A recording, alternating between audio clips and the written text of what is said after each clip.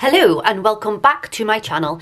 I am Teenie Crochet's and today I'm going to be showing you how to make these cat eared beanies. So these are super easy to make and you can make them in any colour that you want, and you can really alter the size of these to make them for small, large, medium and even kid sizes. So get your crochet hooks at the ready and let's get going.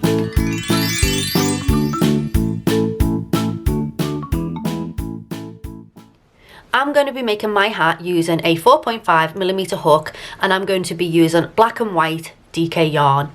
So the hat I'm going to show you how to make today will be the size of an adult medium, but as all crochet projects, there's a lot of stretch in these hats, and if you steam them afterwards or you block them, they have even more stretch. And if you lower your hook down just to a 4mm instead of a 4.5mm, you can do the exact same hat and it'll just be a small size. So you really can play about with the sizes of this hat. And don't forget, you can use the same colour for the whole hat or you can change it at any time, but I'm going to be using black and white. So I'm going to start with black. And also don't forget, if you go to my website, you will find the written instructions on how to make this hat. So you can see the written instructions as we crochet along. So we're going to start with a slip knot onto our hook and we're going to chain 80. So 1, 2, 3, 4, 5, 6, 7, 78, 79 and 80. So for this row, we're going to do double crochets all the way back along. So into our third chain from hook, so let's count 3 chains, 1, 2, 3. Into our third chain, I'm going to do a double crochet. So yarn over hook, insert hook into stitch, yarn over, pull up a loop. So there are 3 loops on our hook, yarn over, pull through 2, yarn over and pull through 2. And I'm going to do this all the way down this chain. So I'm going to double crochet right the way to the end. This is a great project if you just pop on something on Netflix, because you're just going to be double crocheting back and forth for the whole time. So double crochet all the way to the end of this row. So I am at my last double crochet, and at the end of the row I'm going to chain 3, 1, 2 and 3, and I'm going to turn my work, and this chain 3 I am not going to count it as a stitch, and you'll see why later, because eventually we're going to sew the hat together across the top and down the side, and if we have this extra chain and we don't count it as a stitch, it means that we don't have to use an actual stitch to sew it together. This will make sense a little bit further down the line, but for now and the whole way through, this chain 3 is not counted as a stitch. So I'm just going to continue to double crochet all the way back across, and because I'm not counting this chain as a stitch, I'm going to double crochet straight into that first chain. I'm going to double crochet all the way the length of this whole piece. And at the end of this row, I'm going to finish with this colour, with the black, and I'm going to change to white for the new row so you can see how to change colours. So for this particular hat, I'm going to change colours every 2 rows, but you can change colour whenever you want. I've made these hats in all colours, rainbow. I've made them with glitter and fluffy yarn. They're great and they're so easy to make. So I'm going to finish this row and I'll be back shortly. So I have got 2 more double crochets. This is my last double crochet, and I'm going to chain 1, and this time I'm going to cut my yarn and pull through. I'm going to turn the work, and now I'm going to introduce my new colour, which in this case is white. So to join my colour, but you can use any colour change method that you like, this is just how I choose to do mine. I'm going to do a slip knot on my hook. I'm going to insert my hook into the stitch.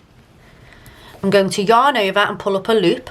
So there are 2 loops on my hook, and I'm going to yarn over and pull through both of these loops. So I have done a single crochet and I've also attached the new colour yarn, and the reason I do this is because I just find it's much securer than if I just tie it on. So I like to secure it with the first stitch. With these yarn tails, I'm also going to hold them in between my work for around 6 or 7 stitches so I can weave them in as I go, because I don't want to, at the end of this project, have to weave in all these tails, because no one likes weaving in tails. So I've done chain 1 or a single crochet. I'm going to count it as a chain, and I'm going to do another 2 chains. But remember, the chain 3 at the beginning of each row does not count as a stitch, so I'm going to do another double crochet into that stitch, and that's our first stitch of this row. And again, I'm going to double crochet right the way across my work, and when I get to the end of the row, I'm going to chain 3, turn my work and crochet all the way back, and I'm going to continue to work like this for 20 rows. So I'm going to do the same thing for 20 rows, and when I get the hat to the height that I want it at 20 rows, I'll meet you back here and I'll show you how we can construct it. So here we are after 20 rows. My hat's ready to be sewn together, and what I did when I fastened off after the last colour, I left a long tail because we're going to use this tail to sew the hat together. I have also cut off all the weaved in ends, so I've cut them off, so we've got a nice platform to work on now. So what we're going to do, or what you're going to do, is fold the hat in half, and we're going to use this yarn tail. The yarn tail's at the bottom, and we're going to sew using a whip stitch all the way up the side and all the way across the top, and we're just going to do a whip stitch to get that done. So let's pick the yarn tail up, pop it onto our embroidery needle, and I'm going to hold the work to the side, and I am just going to whip stitch this together. So I'm going to go from one side to the other, keeping the stitches in the very end of the hat. I don't want to take up any of the room in the hat, I just literally want to attach the edges together, and I'm going to work my way all the way around. Make sure to constantly reposition your hat because you don't want to sew it wonky either. This is where doing the colour scheme works, because you can tell that you're sewing the right rows together. So I am now at the top of the hat. It's a bit easy here because you can just sew across the bottom of the stitches, so you know you're getting the same stitch from each side. And I'm going to continue doing my whip stitch all the way across. So I'm at the end of the work and it's time to tie off, so I'm just going to do a couple of stitches over the same stitch, and then I'm going to pass my yarn to make a knot.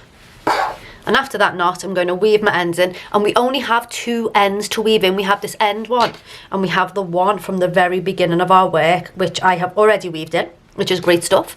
But we only have this end to weave in because we've done all the rest as we went. So weave this in,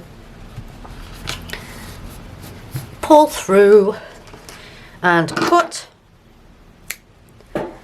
And now we just need to turn the hat the right way. So now I will show you some pictures of these on Doris, my lovely mannequin, but I do really hope you enjoyed this tutorial. If you did, don't forget to leave a thumbs up. It's free and it helps my channel out so much. And other than that, have a lovely day and I'll see you in the next video. Bye now.